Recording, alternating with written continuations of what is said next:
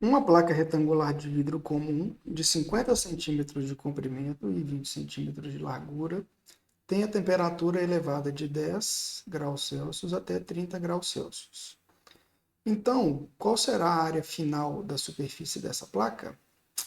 Considere que o coeficiente de dilatação linear do vidro comum vale 8 vezes 10 elevado a menos 6, que multiplica graus Celsius a menos 1. Então tá. Então vamos lá anotar os dados do problema, certo?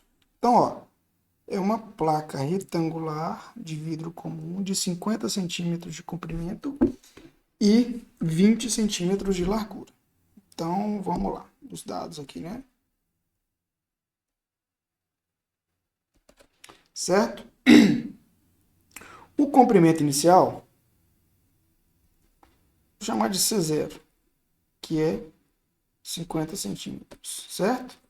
E a largura inicial, vou chamar de L0, é de 20 centímetros. Tá? Tudo isso a 10 graus Celsius. Não é isso?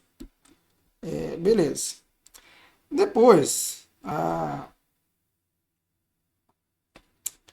a temperatura final é de 30 graus Celsius. Ou seja, houve uma variação de temperatura, né, de 10 para 30 graus Celsius.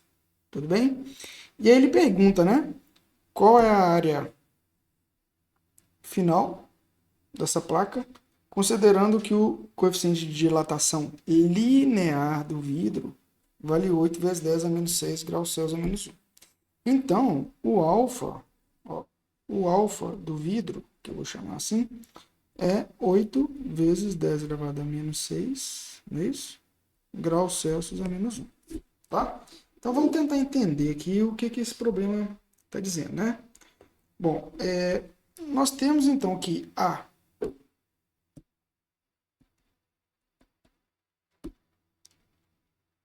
20 graus Celsius a 10 graus Celsius, não é isso? O T0, não é isso? A gente tem a seguinte situação. A gente tem uma placa retangular, desenhei ela aqui, ó.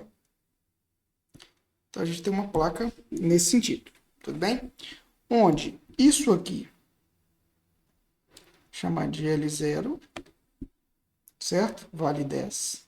E isso aqui eu chamar de C0, que vale 50. Isso aqui é a área inicial. Então o que a gente tem? Depois houve um aquecimento.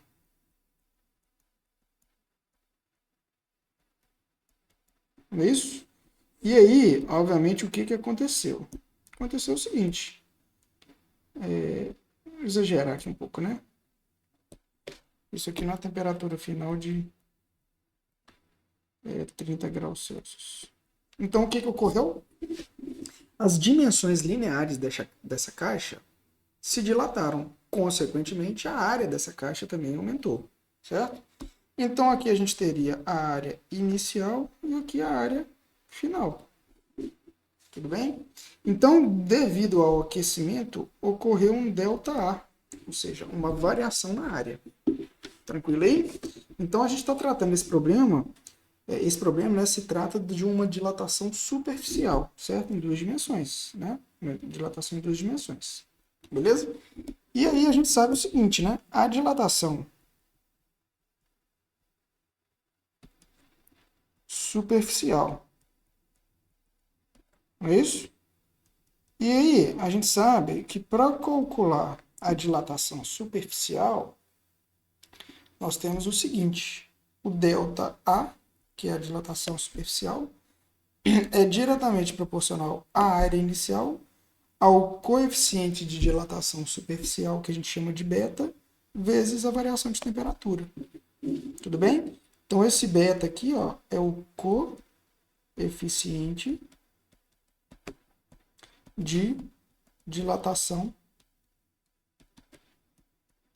superficial. Beleza aí? Bom, e aí, além disso, a gente sabe o seguinte, que o coeficiente de dilatação superficial, ele se relaciona com o coeficiente de dilatação linear através da seguinte expressão. E aí nós temos que o beta é exatamente igual a 2 alfa. Beleza? Então, no problema foi dado o alfa. Então, como é que a gente vai calcular o coeficiente de dilatação superficial? A gente pega o linear e multiplica por 2. Tá joia? Então, o que a gente tem que fazer? Para calcular a área final, a gente precisa de calcular a área inicial e calcular a variação da área. Não é isso?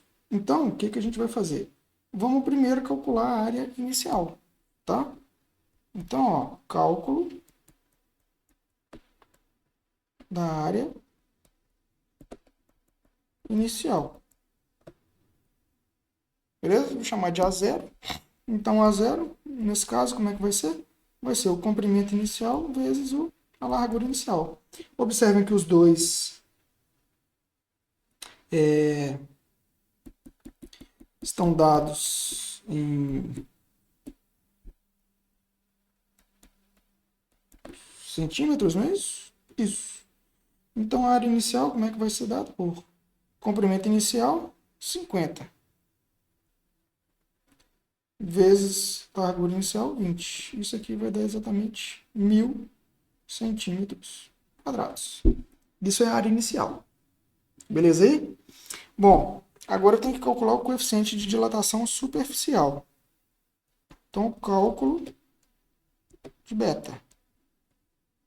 É fácil, né?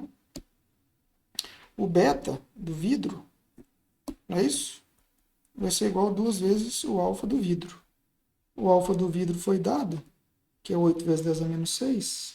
Então, vai ser 2 vezes 8 vezes 10 elevado a menos 6 graus Celsius a menos 1. Isso aqui dá 16 vezes 10 elevado a menos 6 graus Celsius a menos 1. Esse é o valor do coeficiente de expansão superficial. Beleza? Agora, para calcular o ΔA, resta a gente calcular a variação de temperatura, que aí é tranquilo, né? É o cálculo de ΔT. Não é isso? E aí o ΔT, então, é a temperatura final menos inicial, que é 30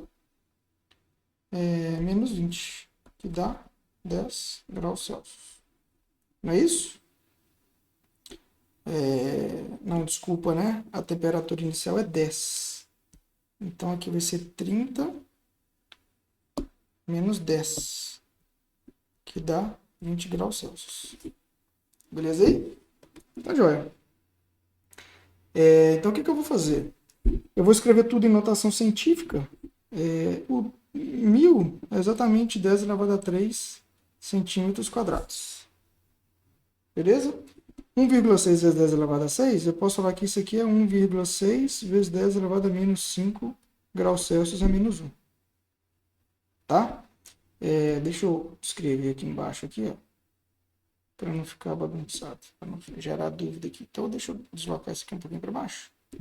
Então, beta aqui, ó, só para escrever em notação científica, vai ser, então, 1,6 vezes 10 elevado a menos 5 graus Celsius a menos 1. Tá? E o ΔT é 20, né, graus Celsius, que é a mesma coisa que 2 vezes 10 graus Celsius. Beleza? Então, vamos calcular o ΔA. Então, ó. Opa. Então, cálculo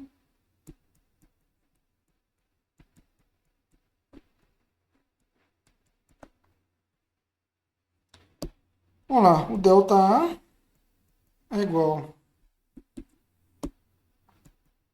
a 0 beta do vidro ΔT. O A0, vamos lá, é 10 elevado a 3. O beta é 1,6 vezes 10 elevado a menos 5. E a variação de temperatura é 2 vezes 10. Beleza aí?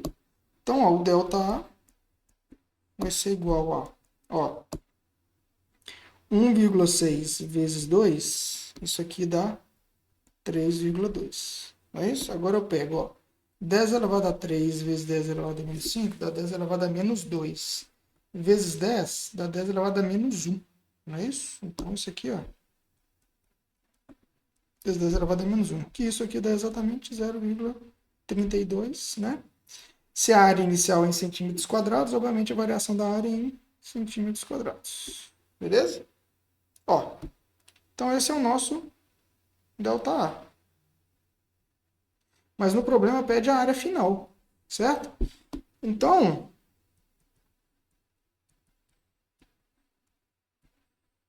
da área final, né, ou AF, tanto faz, AF, né? Então, como é que vai ser? Bom, a área final